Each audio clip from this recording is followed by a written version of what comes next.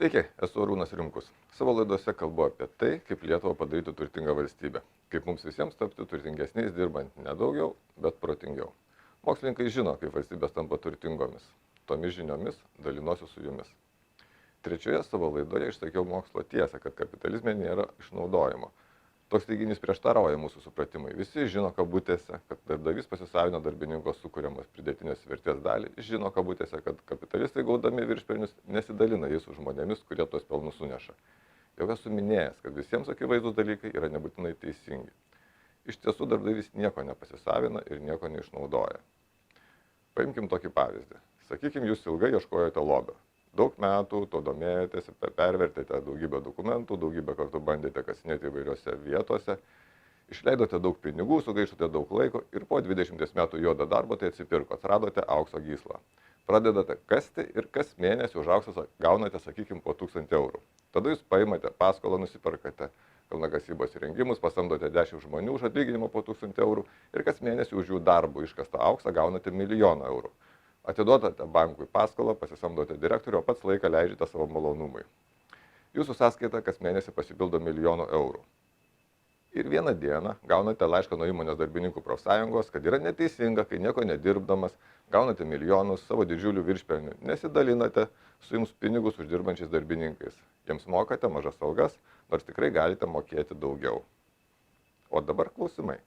Ar pasamdyti darbininkai savo darbų padidino jūsų turtus? Atsakymas yra taip.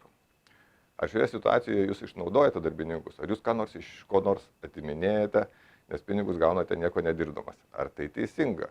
Ar jūs turėtumėte su darbininkais pasidalinti savo didžiuliu pelnu, kaip mūsųse madinga sakyti, gautų viršpelnių? Koks turėtų būti teisingas darbininkų darbo užmokestis? Kiek jums turėtų likti darbo uždarbio, jei nieko nebedirbate savo įmonėje? Sustabdykite trumpam video ir pabandykite atsakyti į šios svarbius klausimus, vadovaudamasis teisingumo principu.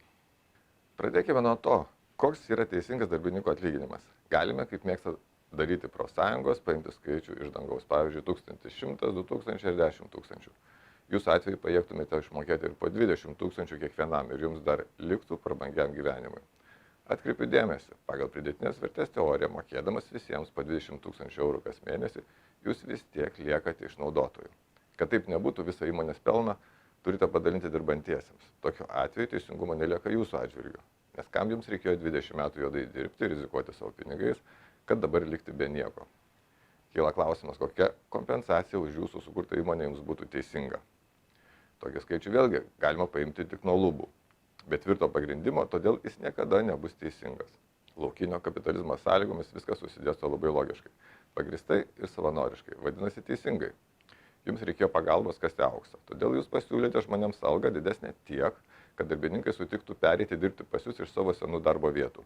Tokiuose abipusiai savanoriškiuose santykiuose neįmanoma išvelgti jokio neteisingumo ir tuo labiau išnaudojimo. Argumentuojantis, kad darbininkai neturi kito pasirinkimo, kaip tik dirbti verslininkams, bjauriai meluoja.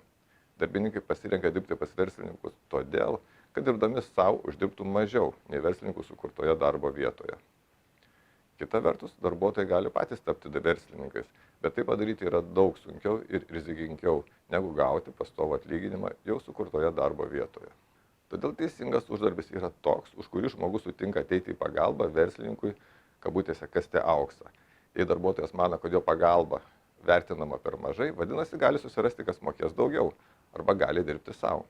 Iš supratimo, kad darbdavio ir darbuotojo santykiai yra lygiaverčiai, kad nėra jokios prievartos ar išnaudojimo, kad tai yra dviejų pusių savanoriškas susitarimas, abipusiai naudinga pagalba, kaip padedantis kasti auksą, kabutėse žinoma, gauna geresnį atlygį nei gautų kitur, išplaukia keletas netikėtų išvadų, su kuriomis supažindinsiu būsimose laidose.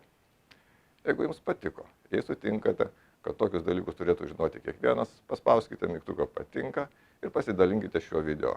Iki pasimatymo.